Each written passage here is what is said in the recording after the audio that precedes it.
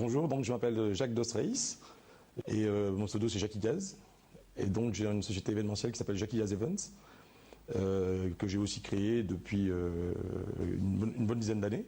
Et on officie dans tout ce qui est événementiel, aussi bien capverdien, antillais, africain, enfin on essaie de faire un mélange, mais sans oublier mes origines, donc le Cap-Vert. Ok, donc je suis né dans Dakar. Mes parents sont tous les deux d'origine capverdienne.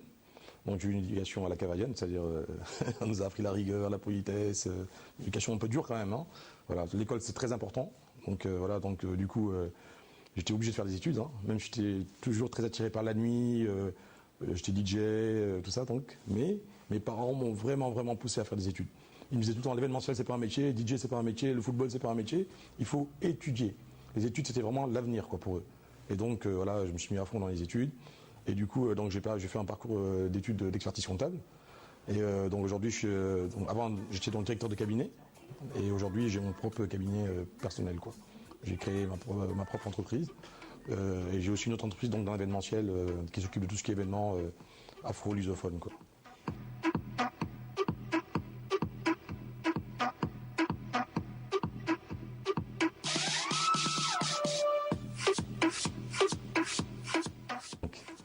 La communauté capverdienne à Paris, c'est une très belle communauté. Hein, donc c'est vrai, on a eu un passé plus difficile avec une image complètement fausse.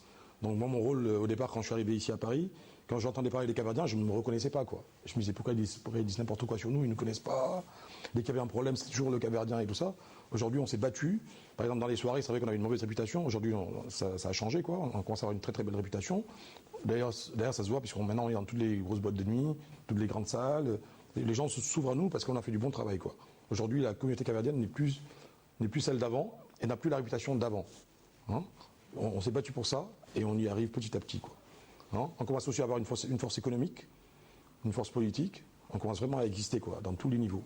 Et ça, c'est très intéressant. Voilà. Donc moi, pour résumer tout ça, je dis que voilà, quoi, la nouvelle génération, même certaines personnes de la génération ancienne, tous ensemble, on doit représenter le Cap-Vert qui monte, quoi. Le Cap-Vert de demain, c'est le Cap-Vert qui monte, c'est sûr. Voilà. Le Cap-Vert d'Europe, c'est un sacré mélange, quoi. Donc, on a une grosse communauté, bien sûr, au Portugal, forcément. La plus grosse communauté capverdienne, c'est aux États-Unis. Il faut savoir qu'aux États-Unis, il y a plus de Capverdiens même qu'au Cap-Vert, quoi. Hein, c'est un peu bizarre, mais c'est comme ça. Notamment à Boston. Okay, après, c'est le Portugal. Après Portugal, bon, en France, on a Paris, Marseille, voilà, quoi. Luxembourg, beaucoup de Capverdiens aussi. Voilà, c'est surtout Luxembourg, Hollande, Portugal, donc France. Et les États-Unis, bien sûr, c'est vraiment là où il y a le plus de monde, quoi. Et beaucoup de Capverdiens qui réussissent, surtout, quoi. Voilà, on est vraiment des battants, quoi. Le Capverdien, c'est un peu comme les Portugais, en fait. Une culture un peu lusophone. On nous a toujours appris à beaucoup travailler, quoi. Ce sont des gens qui travaillent, qui entreprennent, qui n'ont pas peur, qui osent. Et surtout nos femmes, quoi. Elles sont vraiment très courageuses, quoi. Et voilà, je pense que l'avenir nous appartient, quoi. En tout cas, on va se battre. Moi, je vais pousser tout le monde, tous les Capverdiens et tout le monde en général, hein, parce que c'est vrai que je suis capverdien, mais je suis aussi très ouvert. Hein. Vous allez me voir dans le milieu antillais, dans le milieu africain, dans le milieu français, et tout ça. Moi, je m'en fous, quoi. Je vais là où les gens ont envie d'y aller, ont envie de réussir, ont envie de se battre, là où il y a du cœur, de l'humanité, voilà, quoi. Je suis pas forcément communautariste, mais je n'oublie pas mon pays, quoi. Je n'oublie pas d'où je viens, je n'oublie pas de qui je suis. C'est très important, c'est une base, quoi. Voilà. Et je pousse tous les jeunes capverdiens à aller à fond, quoi, à suivre l'éducation des parents, quoi. Surtout.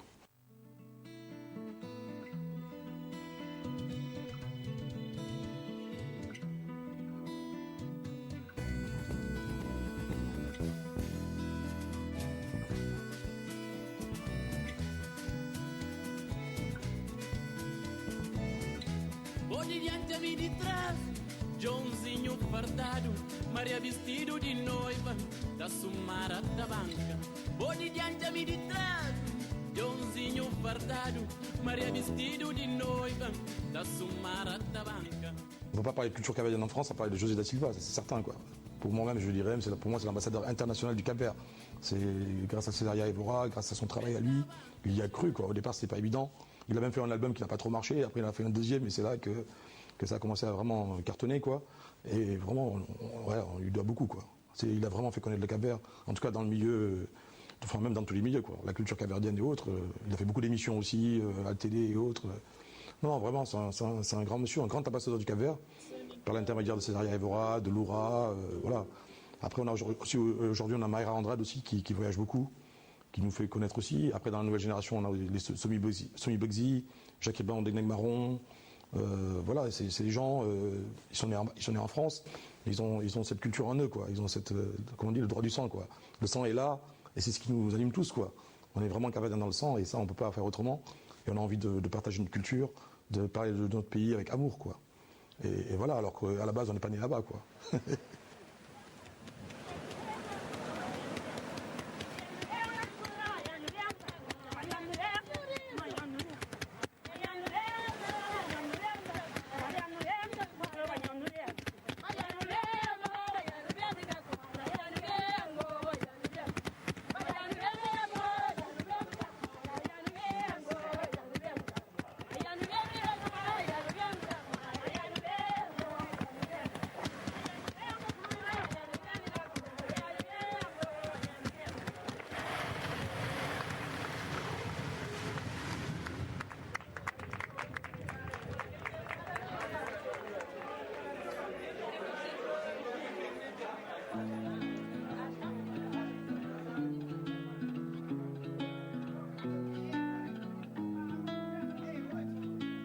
Ilha de Santiago tem corpinho de algodão, saia de chita com cordão, par de brinco rodopião.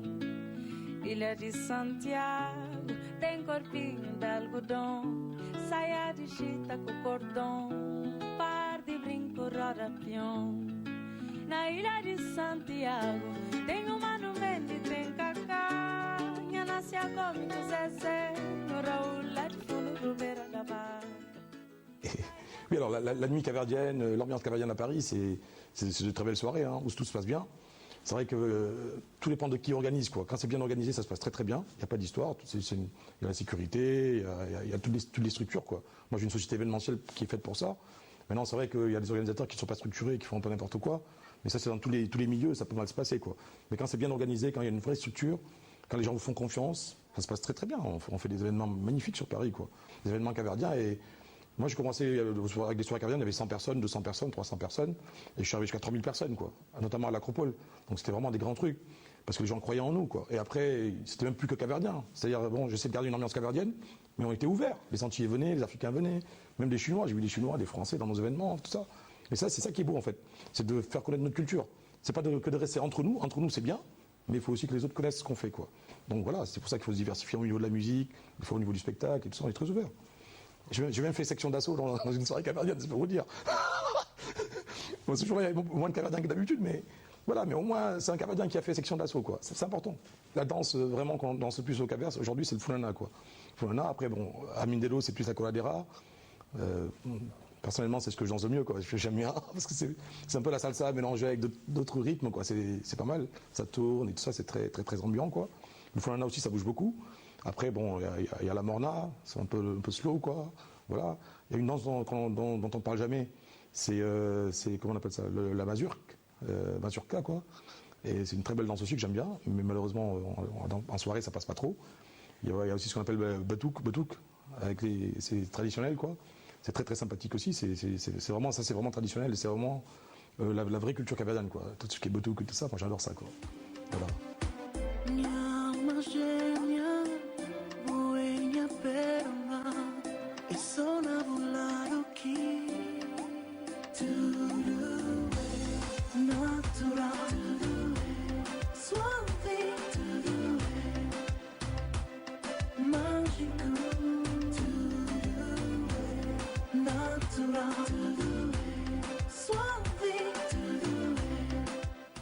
Le Miss Caver, en fait, ça faisait 10 ans, en 2013 j'ai refait l'événement, ça faisait 10 ans qu'on n'avait rien fait.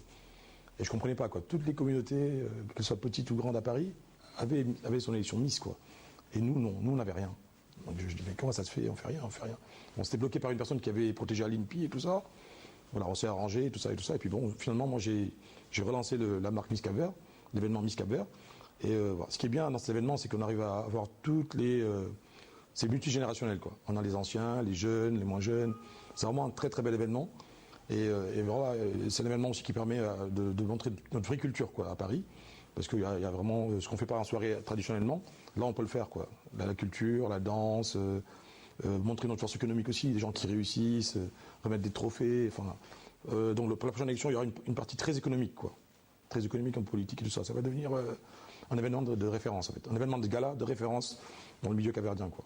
Ça va être vraiment l'image du Cap-Vert à Paris, quoi. C'est l'avenir. L'avenir de Miss Cap-Vert, c'est ça, en fait. En dehors de la beauté, quoi. Bien sûr, la beauté, c'est important aussi, mais aujourd'hui, que ce soit au Cap-Vert ou ailleurs, les femmes montrent d'autres facettes d'elles, quoi.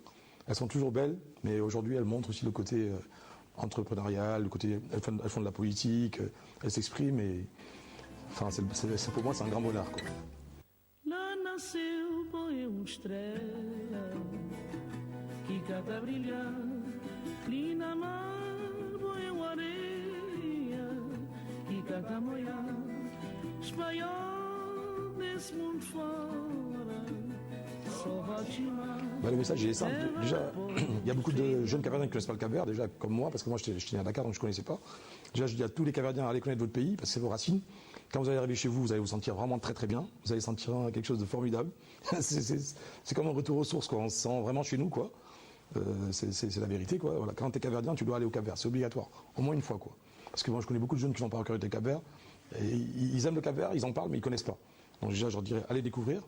Et tous les étrangers, tous les gens qui veulent voyager. Aujourd'hui, au Cap-Vert, il y a tout, quoi. Si vous voulez du farniente, il y a des hôtels pour ça. Si vous voulez connaître de la culture du Cap-Vert, bah, vous prenez dans la ville, vous allez chez l'habitant et autres. Aujourd'hui, c'est vraiment une destination touristique qui monte, quoi. C'est propre, il y a des belles plages. Musicalement parlant, on est vraiment... alors là, ça joue de la musique partout.